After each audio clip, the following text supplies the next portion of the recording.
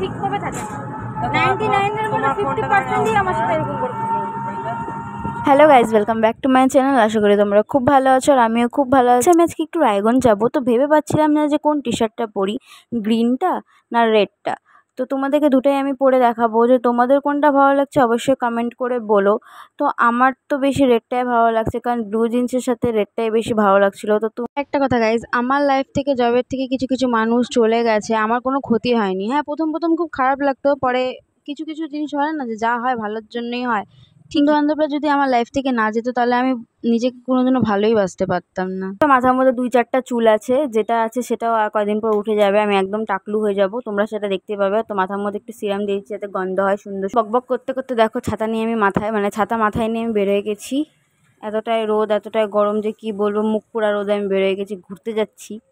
আমি আগেই কালা ছিলাম, তার মধ্যে যে গরম দিচ্ছে 42 ডিগ্রিতে আমি আরও কালা হয়ে গেছি, আমাকে দেখাই যাচ্ছে না। কিছু কিছু মানুষ আছে তারা হয়তো ভাবে যে তাদের একটা লাইকে বা তাদের একটা কমেন্টে আমি যদি ফেমাস হয়ে যাই, এখানেই যেতাম না কেন 10-12 জন মিলে যেতাম, কিন্তু এখন আমি একদমই একা। কারণ কি, আমি দেখছি তুমি চুপ করে থাকবে ততদিন তুমি খুব ভালো, যেদিন তুমি মুখ খুলবা সেদিন তোমার থেকে খারাপ আর কেউ হতেই পারে না, আর কেউ হবেও না।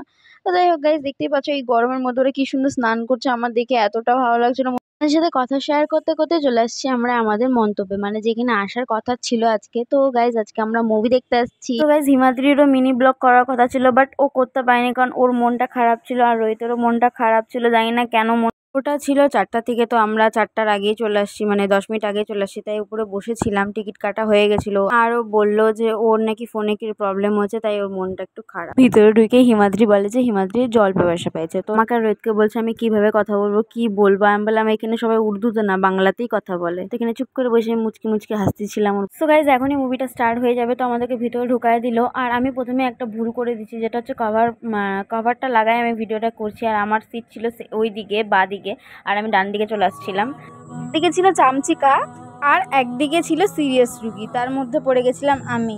ওনাকে মুভি দেখানোর সময় কোনো ডিস্টার্ব করা যাবে না। সো গাইজ, মুভি স্টার্ট হয়ে গেছে, আর তোমরা অবশ্যই বলো যে এই মুভিটা দেখছো তারা অবশ্যই কমেন্ট করে বলো আমাকে যে মুভিটার নাম কি। মুভিটা আমার খুব ভালো লেগেছে, আর আমি এইটুকু ক্লিপ নিচ্ছি কারণ কি আমি মুভিটা দেখতে একটু ব্যস্ত ছিলাম, যার জন্য আমি বেশি ক্লিপ নিতে পারিনি। অলরাইট গাইজ, তো মুভি শেষ হয়ে গেছে, এখন বাড়ি যাওয়ার পালা, সন্ধ্যা লেগে আসছে। তো চলো একবার তো দেখতে কি 50 টাকা জলের বোতল আর কি রে 200 টাকা পপকর্ন খেয়েছি আমি। খুব কষ্ট লাগছে, তো বড় লোকের ছেলে, তোর আবার কোনো ব্যাপার টাকা পয়সা আবার। যাই হোক, এরকম মধ্যে আমার লাল লাল হয়ে যায় চোখে। বেশি ভালো